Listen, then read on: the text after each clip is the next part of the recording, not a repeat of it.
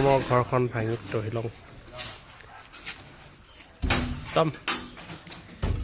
একোৱে বাকী নাই আৰু চব শেষ কৰি দিলে সপোন সপোন লাগিছে কি আছিলে কি হৈ গ'ল চব ইমান ধুনীয়া মোৰ ঘৰটো কি আছিলে এতিয়া কেনেকুৱা লাগিছে চব মই ইমান দিন আছিলোঁ কিন্তু এনেকুৱা ফিলিং লাগিছে মই আজি নতুন জেগাত পৰা সোমাইছোঁ তেনেকুৱা ধুনীয়া লাগিছে বেডৰুমটো একো নপৰে ন গাত বেডৰুমটো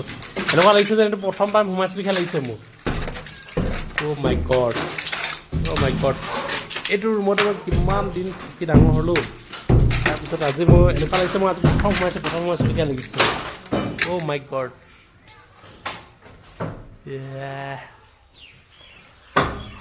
ৰাম এনেকুৱা লাগিছে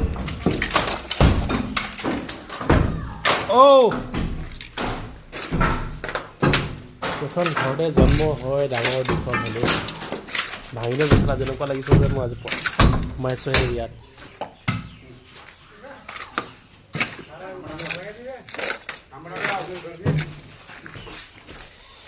দেউতা বহুত কষ্ট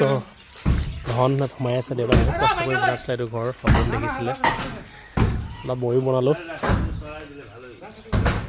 দেউতা তুমি যেতিয়া আছা অন্তৰত যাতে দুখ নোপোৱা অন্তৰত পৰিস্থিতিৰ কাৰণে ভাঙিব লগা পৰিছে ঘৰটো মোৰ জীৱনত সদায় থাকিব এইটো ঘৰ মনত মোৰ মৰমৰ ঘৰ